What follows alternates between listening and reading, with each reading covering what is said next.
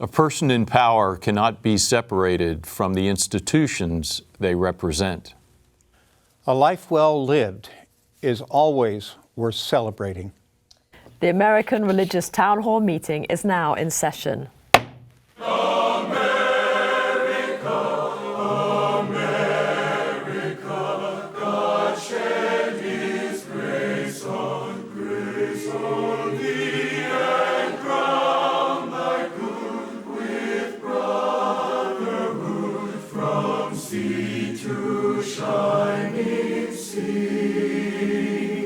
Welcome, friends, to the American Religious Town Hall meeting, where the discussion of religious, political, and social issues is meant to promote the cause of religious freedom and to help us better understand each other. And now, here is your host and moderator. Welcome, friends. Thank you so much for joining us today. My name is Andrea Luxton. I am the president of Andrews University in Berrien Springs, Michigan, and I am today's moderator. We have an intriguing conversation ahead of us, but first of all, I'd like you to meet our panelists. Hi, I'm Tom Plumley. I'm the senior minister at First Christian Church in downtown Fort Worth, Texas. We're part of the Christian Church Disciples of Christ. Hi, I'm Dan Levin. I serve as senior rabbi at Temple Bethel in Boca Raton, Florida. Hi, I'm Carl Trovall. I'm professor of ethics and history at Concordia University in Austin, Texas. Hello, my name is Mel Robeck. I'm senior professor of church history and ecumenics and special assistant to the president for ecumenical relations at Fuller Theological Seminary in Pasadena, California. I'm also an ordained minister with the Assemblies of God. Thank you very much to all the panelists. And now to today's topic. In September 2022, the 70 years of the reign of Elizabeth II came to an end. A country was in mourning and much of the world joined in. For 70 years, Queen Elizabeth had been the voice and face of stability through many times of change. She had spoken about the end of imperialism and the importance of equality amongst nations. She had sought healing in the most troublesome environments. Yet she also represented in the mind of some the establishment of royalty, the historic devaluing of people groups through imperialism and colonialism. For these, therefore, there was no reason to mourn. How can one value the life, duty, and commitment of an individual and yet still recognize that the establishment they represent has history that is problematic? Some would argue the two cannot be separated. Others would say that we cannot change the past establishment and must be judged on our actions alone. So what do we do with other historic figures that had many strengths and did much for their countries and yet acted in a way or defended practices not now acceptable? With this in mind, the panelists are asked to consider the following questions. Can we have respect for a person and yet question the history of the establishment they represent at the same time? Is it just to judge past individuals through the eyes of present expectations? And finally, what does the Bible or Torah tell us about our attitudes towards those in authority and what they represent? And how does that play out today? Several intriguing questions there. Let's go back to those that started our conversations. Tom. Thank you. It seems to me like this has two different prongs to it, this conversation that we're going to have today. One is that of how does some individual represent something larger than just themselves that is a truth. And the other is something that those of us in pastoral ministry have to deal with all the time, and that is what do you do at a funeral about not only a person's good things but their sin,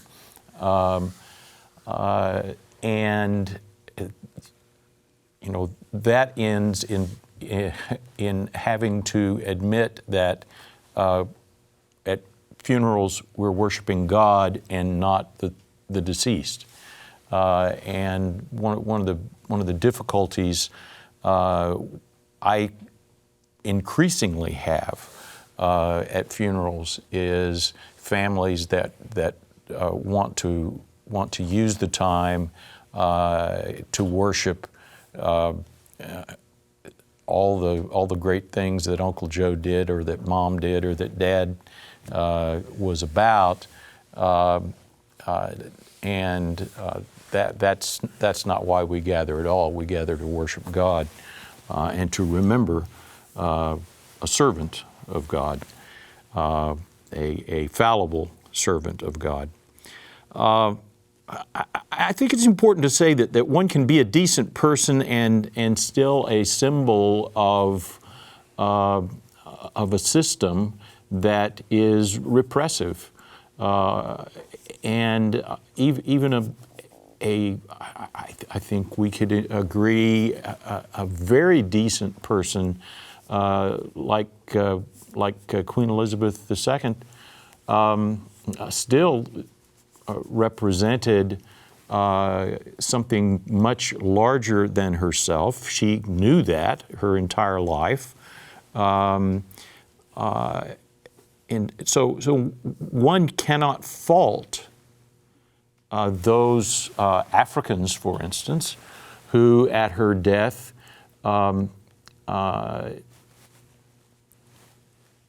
did not celebrate her death, but used her death as a time for reflection on and waving the flag to get other people's attention about the people who, under her regime, had been treated very poorly, had been killed at the hands of the Queen's troops. I think we can handle both sides of a person and of an institution. Folks in the UK do good things, and together they did good things. They created Andrea Luxton, but there were also some very oppressive things that happened during that great British Empire. Anyway, maybe that's a good way to get the conversation started. And, let me suggest another figure, Jimmy Carter, vilified in Iran as the devil, but what a wonderful human being he was. And yet, you talk to anybody in Iran, they have a very, very different picture of him, and certainly while he was president, had a very different picture of him. Thank you. Mel? Yeah, I have very mixed feelings in watching everything that took place around the death of Queen Elizabeth II. I remember watching the black and white television on a very small screen when they showed the coronation of her. I was, young, little. And my mother was very enamored with that. And I asked her, why is that? She says, well, Mel, you might live to see another queen, but I will never see another queen. I'm too old for this. I mean, she was only in her early 30s at the time.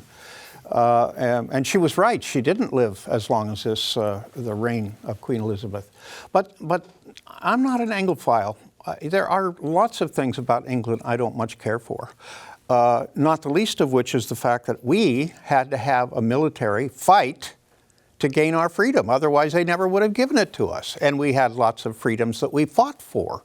Freedom from their taxation without representation, freedom of religion. There were all these kinds of freedoms that England, well, we were a colony, just like Zambia or Kenya or, some of these other African countries. We were colonies. So there is that downside.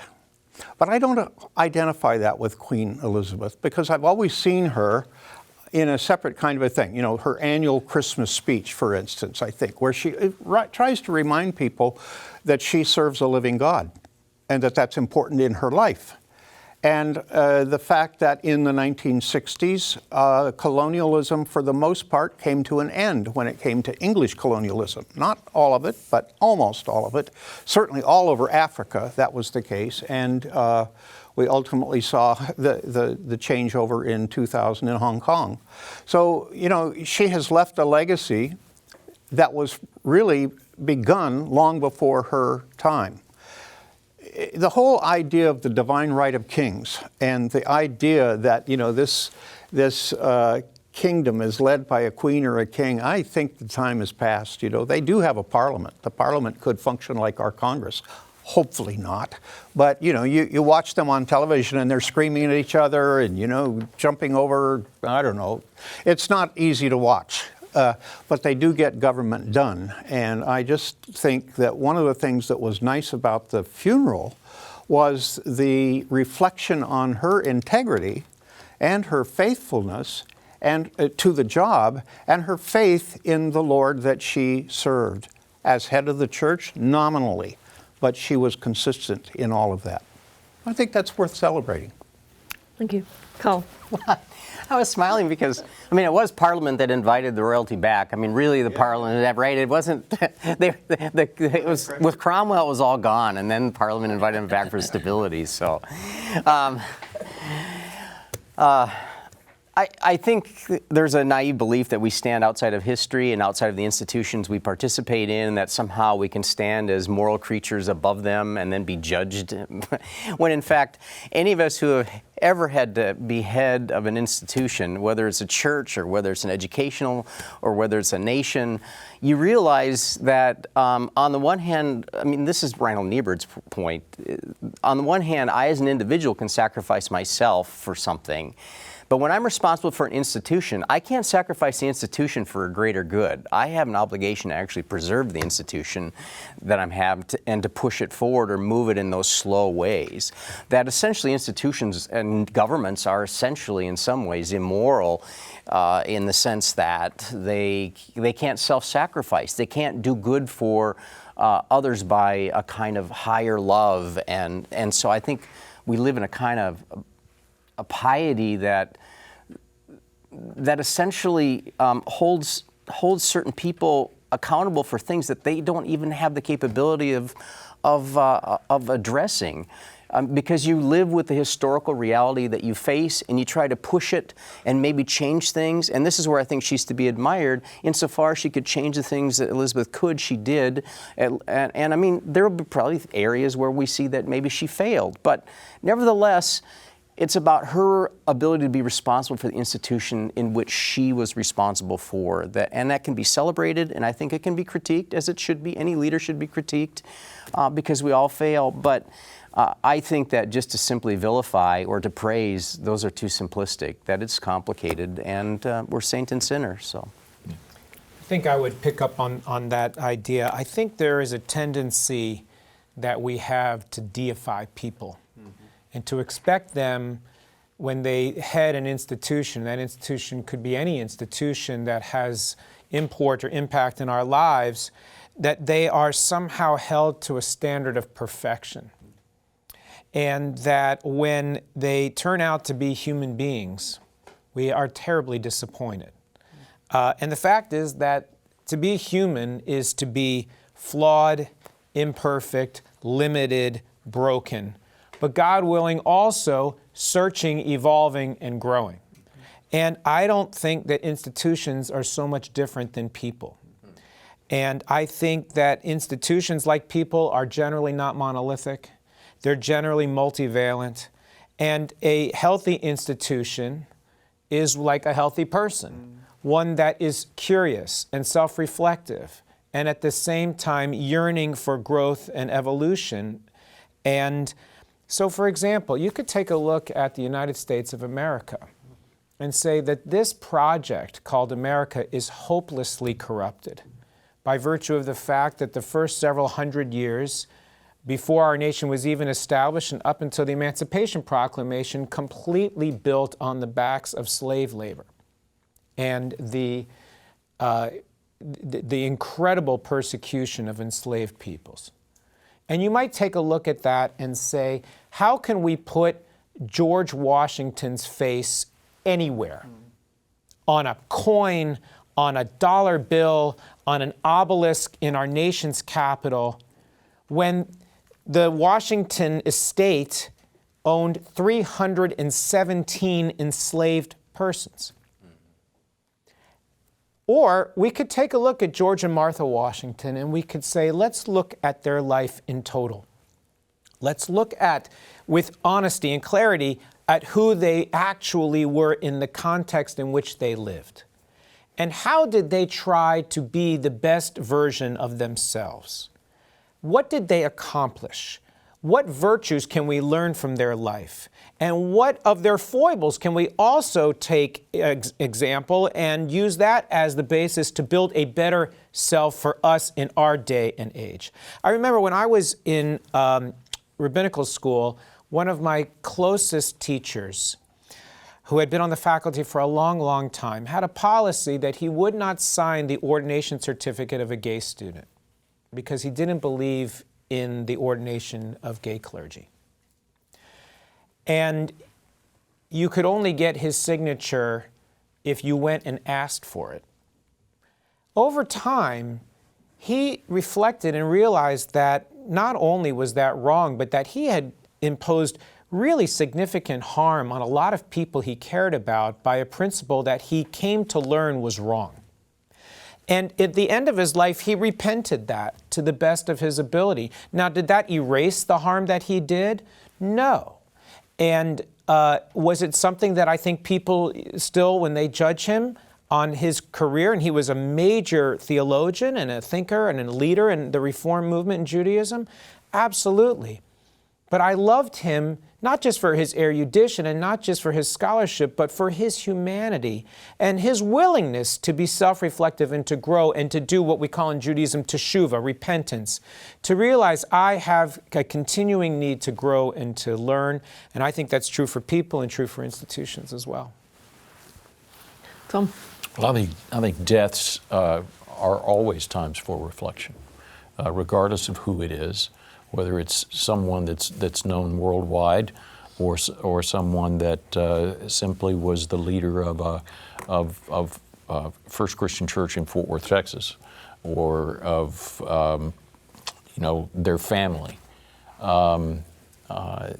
It is appropriate not only to reflect on who they were and what they tried to do, but what the group that they influenced, the people that they influenced, tried to do, and the institution that was built up. What you had to say about all institutions being imperfect, and Niebuhr's understanding that we can't. We might be able to change ourselves, but we can't always change the institutions, even that we lead, as we might want to. Is right on key. Thank you very much. I as we were talking, I was reflecting on church organizations and institutions, and how we all have possibly institutionally some challenging histories as well, right? And then what do you do with that type of thing within this context? The Pope has made a number of statements relating to mistakes made by the Catholic Church. Many of our church organizations have at some points in time done that same thing. So how do we become honest about that truth, the challenges in the past, maybe even challenges in the future, without losing that sense of people still wanting to be part of it? I think that can be very difficult for people, and maybe gets into the whole issue of revisionist history and what happens there, and how we kind of change things and then want to kind of almost block pieces of history out. I mean, we have a couple of historians here, so maybe that's something that as we move into our closing comments, we can think about, because I do think that is kind of a really important part of what we have to talk about. All right, let's take a break. We hope you're enjoying today's program. If you'd like to learn more about the American Religious Town Hall, please visit our website at americanreligious.org. That's americanreligious.org. There you can read about the vision and history of the program, and we invite you to become a ministry partner, explore our Town Hall Estates healthcare facilities, and view past programs by clicking the appropriate menu buttons. Each week, we look forward to receiving your letters. You may write us at the address shown on your screen.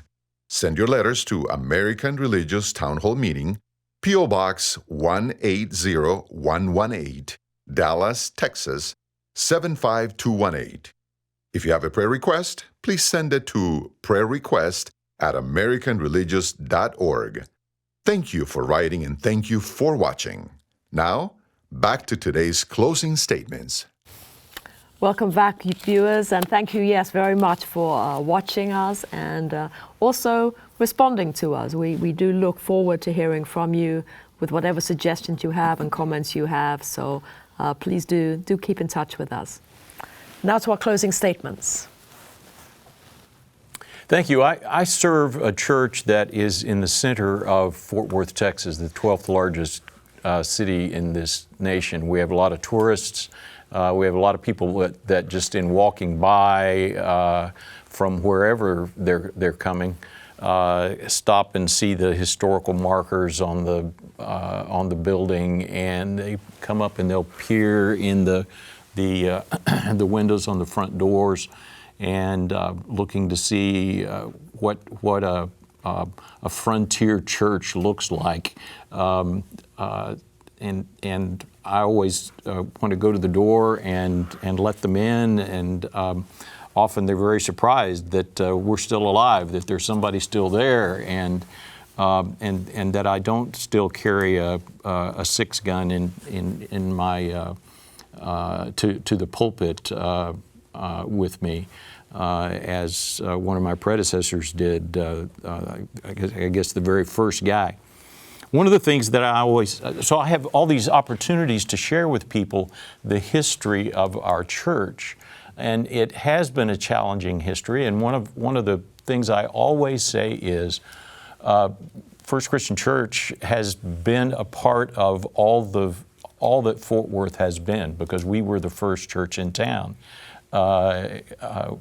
Founded only 6 years after the city itself was founded, and so all of the racism and all of the Civil War strife and all of everything that's gone on in Fort Worth, we've kind of been at the center of, and yet we've been from the beginning, from those frontier days when they were seeking to simply civilize the frontier, to today when we're trying to do all sorts of other things to better the city and better all of North Texas. We have been doing our darndest to try to stand up and be faithful to the calling of God in Christ. I think it's an example of the sort of way that institutions that we represent, we need to be the first to stand up and say the good things and bad things about them. Thank you. Dr. Glaude, in speaking about racism, wrote this, he said this, he said, just because America is not a city on a hill doesn't condemn us to the gallows. And I think some of it is looking honestly at our histories and the issues, and then realizing too that this doesn't mean that the narrative is done. It means that we just need to do a revision of the narrative. I want to just quote Reinhold Niebuhr, because I think this reflects the situation. Nothing that is worth doing can be achieved in our lifetime. Therefore, we must be saved by hope. Nothing which is true or beautiful or good makes complete sense in any immediate context of history. Therefore, we must be saved by faith. Nothing we do, however virtuous, can be accomplished by us alone. Therefore, we must be saved by love. No virtuous act is quite as virtuous from the standpoint of our friend or foe as it is from our own standpoint. Therefore, we must be saved by the final form of love, which is forgiveness. Thank you. the moderator asked us to think about history, and and the Bible is full of history. I love the Bible in part because it is the history of salvation, the history of the people of God. But you think about the important people that we read about. Abraham was a flawed man. Isaac was a flawed man. Jacob was a flawed man. David was a flawed man. And yet, Jesus says when you come and you do the Eucharist, remember me, remember me. So we have to think about these people in the context in which they lived, what they were responsible for, how they lived their life, and the outcome of that. I think that part of what any institution needs to do to be responsible is to actually own itself. In Israel, there was an historian, Benny Morris, who wrote a revisionist history about the beginning of the state. And he uncovered all kinds of uncomfortable truths about what happened in that period. And at the time, he was vilified and castigated for bunking the original sort of narrative myth that people wanted to own. And then the more they realized, oh, you know what, we need to look at the fullness of what our history is, all of its virtues and its vices, and look at the complexity of what that history demanded, because that's how we're going to move forward authentically as a nation. And I think that's true for institutions and for individuals as well.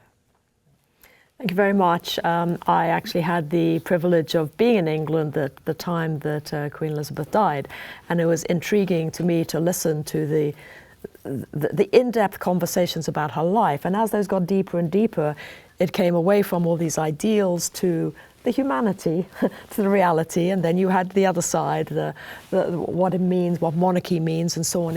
And I think it helped me frame, I think, the conversation we've had today, which is, we are in a flawed world, we are flawed humans, but we cannot escape the fact, or we can't run away from what was good by just focusing on the bad, or the other way. I think that is the only person who truly is all good is God. The Charter of the American Religious Town Hall provides that Roman Catholics, Protestants, Jews, educators, and others may appear on this program and can declare their beliefs without hesitancy. And the rest of the members of the panel will uphold and guarantee that American rights to all who will appear, irrespective of race or creed, so that the rest of the world can see that here in America we believe in civil and religious freedom, not only in theory, but in reality.